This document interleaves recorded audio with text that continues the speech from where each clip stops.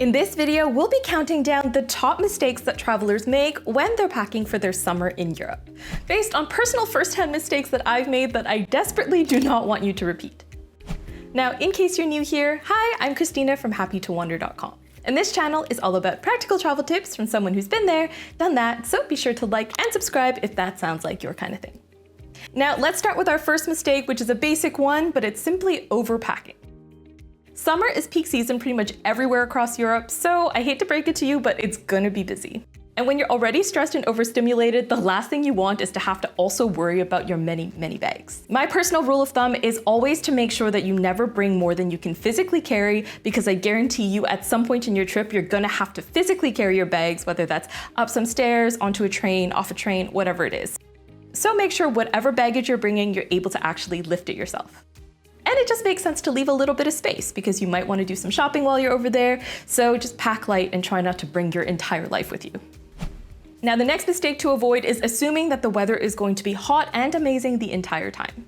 Of course, this is going to depend on where you go, but weather in Europe is notoriously unpredictable. And honestly, even if you go somewhere where you get sunshine every single day, it still does get quite chilly after the sun sets, or if you're by the coast, you can get some winds that are honestly ridiculously cold. So make sure you always bring a cold weather option with you as well. Adding onto this, another big mistake is only packing sleeveless tops and shorts. And I get it, if you're going to a warm destination, you want to be cool and breezy. But the trouble is, in a lot of European countries, if you want to be visiting a church, which probably if you're going to Europe, you're going to see a few churches, a lot of them do enforce a pretty strict dress code that involves covering your shoulders and also your knees. So do always make sure you bring something that at least covers your shoulders and also your knees so that you don't get turned away at a church in a sad walk of shame. To make sure you're covered, some people like to bring a thin scarf that they keep in their bag and then they can just drape it over their shoulders. For me personally, I prefer to bring a lightweight cardigan with me because then that can double as my colder option and it's just a bit more versatile than just a scarf in my opinion. And in terms of longer bottoms, I like to have either a maxi skirt or a flowy set of pants, just in case because I love snooping around churches. Now, another mistake I see a lot of first-time visitors make is prioritizing aesthetics over function. Because of course, if you're spending summer in Europe, you want to look stylish, you want to look fashionable and cute. The trouble is, a lot of the time people choose what to pack based on how the garment looks, and they're not really thinking about the material, like what it's made of, and also how it's going to hold up after a few days or few weeks of traveling. The trouble with a lot of these aesthetic pieces though is that they can look great in photos and they might have some really nice silhouettes, but as soon as it gets warm and you start baking in the hot sun, it can get really hot really quickly, and then the rewearability of that piece is just gone. In fact, this time last year, I actually made a video that was showing what I was going to be packing for my summer Europe trip, and if I could go back in time, what I would do is just tell this girl to not pack the shirt that she's actually wearing in the video, because as cute as that top was, the materials were viscose and cotton. And back then, I didn't really know a lot about materials, but those are two fibers that are known for being very absorbent. And the trouble with that is that as soon as you start to sweat, the fabric's going to absorb the sweat and leave you feeling really, really gross. And I know this from firsthand experience. So definitely be mindful of the fabrics that are coming with you on the trip. You want to look for something that's very breathable and ideally also wicks moisture and keeps you cool. Linen is a very popular pick for summer in Europe just because it's very breathable and also stylish. But to be honest with you, after traveling with a few linen pieces, it's not the most practical because if you're moving to a lot of different locations, which I know a lot of people when they're planning their summer trips to Europe, they want to be visiting multiple cities. If you're unpacking and packing several times, linen always gets creased. Even if you're sitting down at a restaurant, it'll be creased by the time you get up. So it does look really nice, but if you're not someone that likes to iron or spend time worrying about de-wrinkling your clothes, then it's probably not the best bet. For me personally, when I'm traveling, I want to worry less about ironing and more about eating gelato and eating spaghetti, so that's really not my thing. If you want to stick to a natural fiber though, that is lightweight and also breathable, but still somewhat wrinkle resistant, then you're going to want to look at merino wool. So on that note, this week's video is brought to you by Unbound Merino, an amazing Canadian company that specializes in versatile merino wool products that are absolutely perfect for travel. Now, odds are you've already heard of merino wool before just because me and pretty much every other travel vlogger out there raves about this material. And the reason is because it honestly is the best suited material for travel if you're trying to pack light and you're also looking for something that's versatile in all climates. So what's really great about merino wool is that it is wrinkle resistant, but it's also something that's going to wick moisture and keep you cool in the summer. And if you wear it as a base layer, it also keeps heat in during the winter, and it's also resistant to bacteria, so it doesn't smell for a very long time. And I know this, it's gonna sound gross, I know this from testing it myself personally over the summer and also the winter. I've reworn pieces as a base layer for over a week, and it is still completely fine. And what I really love about Unbound Merino in particular is not just that they have very functional pieces that are very versatile, and also it comes in a lot of pretty colors.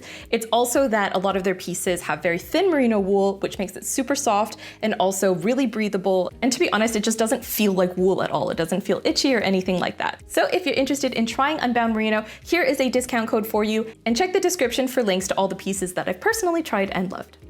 Now let's move on to our next mistake, which is forgetting to bring a water bottle.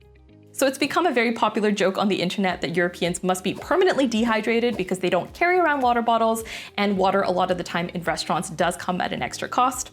I don't really think that's true. I think they're perfectly fine. They do drink enough water, but if you're used to having free water all the time, like when you go into a restaurant, they give you free tap water, that is unfortunately just not the norm in most places in Europe. So if you want to save a bit of money and you also want to stay hydrated while you're out and about, I do really recommend you bring your own water bottle, even if it's just like a sturdy plastic one that you're willing to reuse, just because there's a lot of free water fountains scattered around a lot of the most popular destinations in Europe. In Rome and Paris, they even have free sparkling water fountains, so definitely take advantage. Another thing to not forget is a really good pair of noise-canceling headphones. And I would normally advise you bring this for any long-haul flight anyway, or at least some earplugs, but especially if you're going to Europe in the summer, not gonna lie, depending on where you stay, it might get really noisy because Europeans love to party. So if you're staying somewhere in the center, odds are you're gonna hear quite a lot of street noise, and depending on where you're staying, if you're staying in an older hotel or apartment, the soundproofing is not great. So if you're a light sleeper, it does really pay to have some headphones or earplugs with you so that you can get a good night's rest. Now the next mistake, which is super common, especially for people who are packing light, is only bringing one pair of shoes. So whenever I travel to Europe, even if it's carry-on only, I do make sure I have at least 2 options of shoes with me, just because even if you have the most comfortable shoes in the world, if you wear them for days at a time, weeks at a time, it's going to start chafing in certain places. So you're gonna wanna give your feet a break by having at least one other pair of shoes with you, even if it's just like a nice pair of breathable sandals and then a nice pair of sneakers, something like that. And honestly, shoes are really squishable, so they don't actually take up that much space. If you're wearing a pair already, packing an extra is not gonna take up all that much space in your suitcase. So it's definitely important, make sure you bring another pair of shoes. Another thing you want to make sure you bring is a tote bag. I say this in pretty much every packing video, and that's just because, trust me, at some point during your stay in Europe, especially in the summer, you're going to want access to a tote bag, whether that's just grabbing some picnic supplies from the supermarket or local market, or you want to just buy some souvenirs. Having a nice tote bag that you can just throw stuff into is incredibly handy. And actually last summer, I started using a tote bag as my day bag in certain destinations where I wasn't too worried about pickpockets. And that's just because I could fit so much more in there and just have things really easily reachable compared to a backpack. So definitely bring a tote with you. It'll be great as a shopping bag or just a regular day bag. And this next one is controversial, but another mistake I think is bringing your own sunscreen. So hear me out, I fully believe in sunscreen. I do think it's important, but I think bringing a giant bottle of it, especially if you're trying to pack light, doesn't really make a lot of sense, especially if you're traveling in a big group where you can share a bottle, just because when you get to Europe, sunscreen is readily available pretty much everywhere. And actually, I'm not sure about this because I'm not a skincare expert, but some people say that the sunscreen in Europe is actually more protective than the stuff that you get in North America, just because of the differing regulations that we have in Europe compared to here. So definitely something to consider. I do think if you're packing light, it makes sense to just not bring your own sunscreen and just get it when you're there. Especially since you're likely to use a lot of it. And I don't know about you, but if I only had 100 mils of sunscreen, I would get through that super quickly. So just makes sense to wait until you're over there to get a big bottle. Now, finally, we have our last mistake, which is super common. And I think every newbie traveler is probably guilty of this. And that's wearing new stuff on your trip. I honestly see so many videos these days of people buying entirely new wardrobes and brand new outfits to wear on vacation because they want to look good and they just want to have a refreshed look for their trip. But I implore you, even if you do buy new clothes, do make sure that you at least test drive them a few times when you're at home before you bring them on your trip. Because there is a massive difference between something looking really good in the changing room or at home compared to after 20,000 steps walking around Italy in the burning hot sun. So yes, definitely test out the different items that you do buy for your trip before you go, rather than debuting a whole new wardrobe and identity as soon as you set foot abroad, because I promise you, you're probably going to regret at least a few of the pieces. And this advice is especially true for shoes. The last thing you want to do is bring a brand new pair of shoes with you on your summer trip to Europe just because you need time for those shoes to break in. What you should really be looking for is the most comfortable pair of shoes that have been with you for ages, that you know you can withstand tons of walking in. Those are the pairs of shoes you should be bringing with you to Europe, not the brand new sandals that you bought because they look cute and would be good for Europe, because you really need time to break them in. And the last thing you want to do is get a bunch of blisters just because you brought brand new shoes. All right, let me know in the comments if I missed any other common mistakes that you've observed, and be sure to like and subscribe for more travel videos just like this one. Thanks for watching. Bye.